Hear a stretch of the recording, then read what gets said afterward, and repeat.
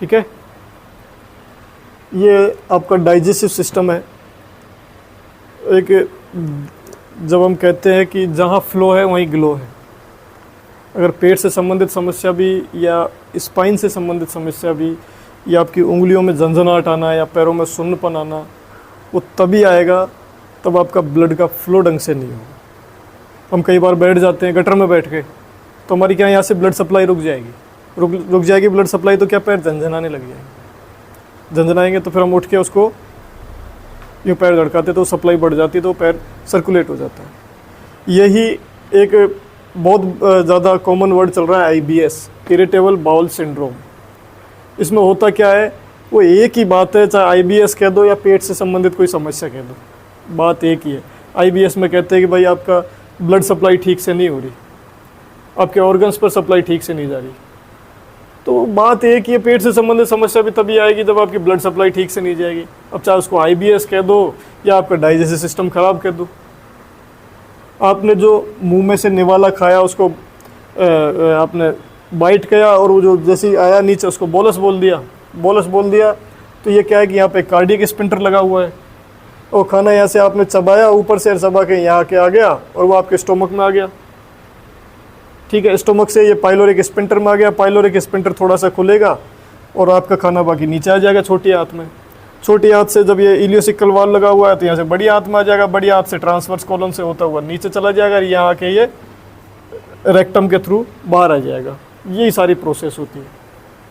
लेकिन कई लोग कहते हैं कि सर जब हम खाना खाते हैं तो हमें जलन महसूस होती है, सर बार बार डकार आती है, इसका क्या कारण है?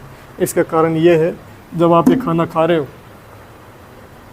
आपका एसिड आ रहा है, ढंग से पचा भी रहा है, लेकिन वो प्रॉपर वे में नहीं पचा रहा, इसलिए वो गैस कईयों के नीचे के थ्रू पास हो जाती है, कईयों के ऊपर से वापस आती है। वो ये कंडीशन तब जाके होती है जब लोग भूखे रहते हैं, समझ गए ना। मैदा की चीज़ खाएंगे, कचौड़ी खाएंगे, पकौड़ी खाएंगे, इसकी वजह से ये मामला गड़बड़ होता है, तो लोग डकार मारते रहते हैं, उनका डाइजेस्टिव सिस्टम ख़राब हो जाता है। जब यहाँ सप्लाई बढ़ जाएगी, यहाँ सप्लाई आप बढ़ा दोगे और यहाँ सप्लाई आप बढ़ा दोगे तो नॉर्मल से आपका पेट ठीक हो जाएगा। न्यूरोथेरेपी में मैंने आपको सबसे पहले सिखाया था कि नॉर्मल फार्मूला क्या करता है। आपके सबसे पहले ये पैनक्रियाज इसको स्टिमुलेट करेगा, 8 पेन, 3 गॉल ब्लैडर को स्टिमुलेट करेगा, 7 लीवर को स्टिमुलेट करेगा। नहीं समझे? लीवर क्या करेगा, उसको केमिकल बनाएगा, गॉल ब्लैडर में स्टोर करेगा, वो पचाने के लिए पाचक एंजाइम भेजेगा। भाई फॉर्मूला यही तो है, 8 पेन, 3 गॉल, 3 स्प्लीन, 7 लीवर और 5 म्यूकस। यही फॉर्मूला तो देते हैं लोग। ठीक है, अब इसमें क्या किया इसने, पैनक्रियाज को स्टिमुलेट कर दिया, गॉल ब्लैडर को स्टिमुलेट कर दिया, लीवर को स्टिमुलेट कर दिया, म्यूकस को स्टिमुलेट कर दिया। म्यूकस होता है पेट में, आपके डाइजेस्टिव सिस्टम पे काम किया आपने। उसके बाद में दूसरा फॉर्मूला हम देते हैं, उसमें पाचन के लिए देते हैं, छोटी आंत को स्टिमुलेट कर देंगे, बड़ी आंत को स्टिमुलेट कर देंगे। समझ गए ना? कुल मिला के ये है, IBS हो या पेट से संबंधित कोई समस्या हो, वो तभी आएगी जब ब्लड की सप्लाई ठीक से नहीं पहुंचेगी। स्पाइन है, कोई डिस्क दब गई तो नीचे पैर में जब सप्लाई नहीं बढ़ेगी तभी तो जाके पैर में दर्द आएगा, तभी वो कमर में दर्द होगा। वही पेट से संबंधित रिलेटेड है। जब आपकी सप्लाई ठीक से नहीं पहुंचेगी तो नॉर्मल सी बात है, आपका पेट भी दर्द करेगा, आपका खाना भी नहीं लगेगा, आपका कॉन्स्टिपेशन होगा तो इस जगह पे जाके होगा, यहाँ या इस सिग्मोइड कॉलम पे, क्योंकि यहाँ तक छोटी आंत तक पानी होता है। जैसे जैसे बड़ी आंत में आएगा पानी सूखता चला जाता है, सूखता चला जाएगा, सूखता चला जाएगा, सूखता चला जाएगा, यहाँ के आके सख्त हो जाता है और आदमी कम पानी पीता है तो वो पानी सूख जाता है तो मल सॉलिड हो जाता है, वो NS के थ्रू बाहर आने में उसको जोर आता है। और जो लैट्रिन में जोर लगाते हैं उनका पेट अपने आप साफ नहीं होता, उन्हीं को ही, या कह सकते हैं कि कॉन्स्टिपेशन वालों को ही पाइल्स की समस्या होती है। समझ गए ना? जब आप न्यूरोथेरेपी का फॉर्मूला देते हो, प्रॉपर वे में देते हो, तो IBS क्या, कोई सी पेट से संबंधित कोई भी समस्या हो, हाँ 2 तरह की बात होती है।